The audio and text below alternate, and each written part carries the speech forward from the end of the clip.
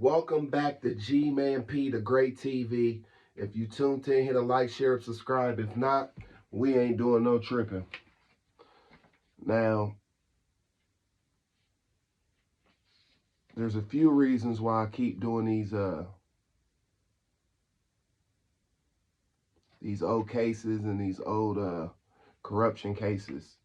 Is because partly, if through city, poor people, they get exposed by, like, it's called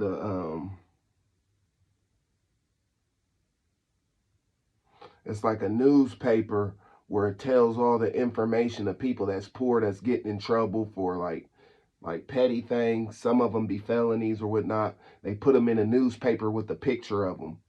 So it's time for the people that's higher up, that has power, has position, for them to be exposed too, while they're trying to expose all the poor people. What we're talking about to get today is Watergate. A lot of y'all probably remember it from a long time ago, but that's what we're going to be talking about today is Watergate. Watergate. In the early morning hours of June 17, 1972, a night guard at a D.C. hotel and office complex was making his rounds when he noticed a suspiciously taped open exit door. He quickly alerted authorities, setting off a series of events that would forever change the nation. More than 40 years later, the word Watergate is synonymous with political crime and corruption. In fact, it has become so ingrained in our country's collective conscience that just adding gate to the end of a word instantly signifies a scandal. On the day of the break-in at the headquarters of a Democratic National Committee, acting FBI Director L. Patrick Gray was notified by teletype of the incident, and that one of those arrested was the security officer for the committee to re-elect the president. It was clear from the beginning that this was no ordinary burglary.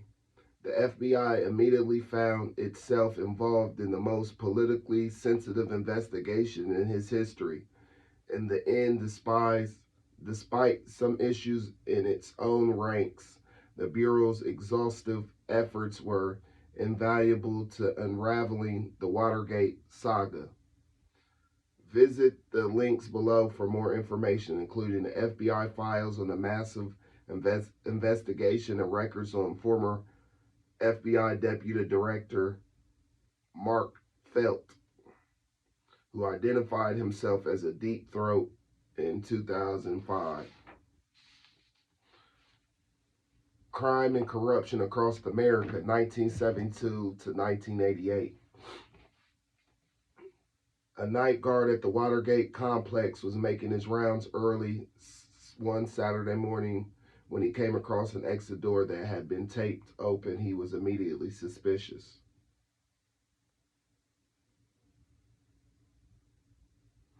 It was June 17, 1972, and he just uncovered what would become the most famous burglary in the U.S. history. 5 men were arrested by police a few minutes later for breaking into the Democratic National Committee headquarters inside the Watergate. Police also found fake IDs, bugging equipment, and lockouts in the motel across the street. Things snowballed from there. President Richard Nixon's re-elected campaign had not only been caught committing an illegal political dirty trick, but the administration reacted by lying and covering up the crime and others. 2 years later, President Nixon resigned rather than face certain impeachment. From the moment that the police realized that Watergate break-in was no ordinary burglary, the FBI was on the case, but the timing couldn't have been worse. It has been less than 5 weeks since J. Edgar Hoover, the only director FBI employees had known, had died in his sleep for years. Criticism of the Bureau and Hoover had been building. There was dissatisfaction with Hoover's age, increasing political disagreement over the Bureau's tactics and techniques, and widespread unease over the chaos and violence of the late 1960s. During the Watergate scandal, the FBI faced political pressure from White House and even from within its own walls.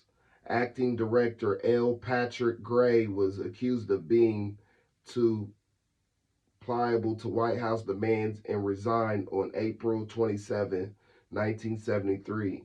And throughout, a high-ranking official dubbed Deep Throat and ultimately identified in 2005 as FBI Deputy Director Mark Felt, was leaking investigative information to the press.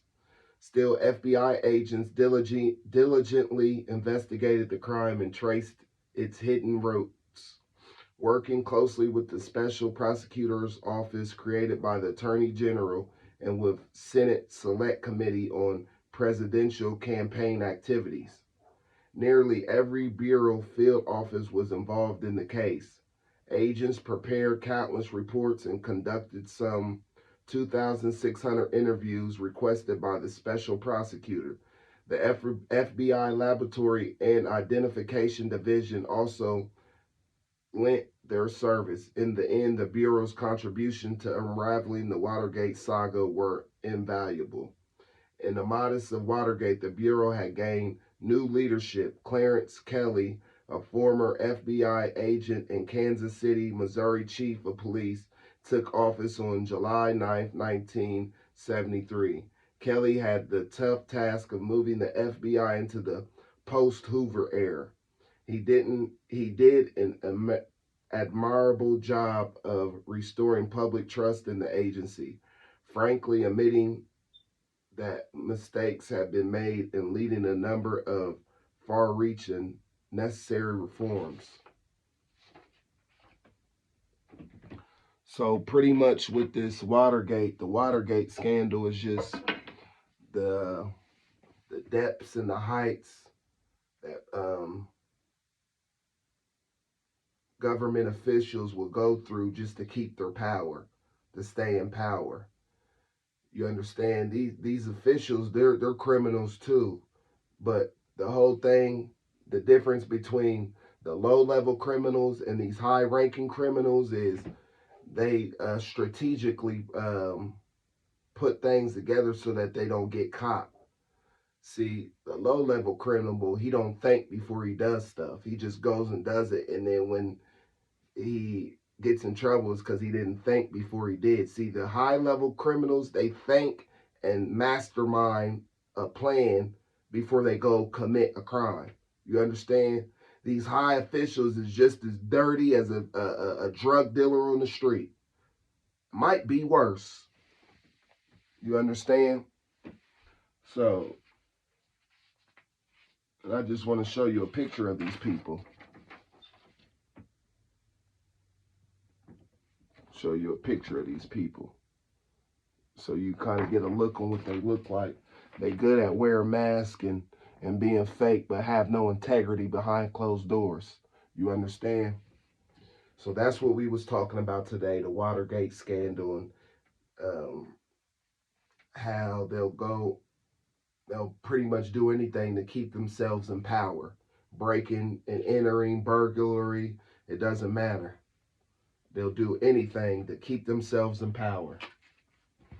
And that's pretty much what's going on. And it's been going on. Corruption been going on in the government.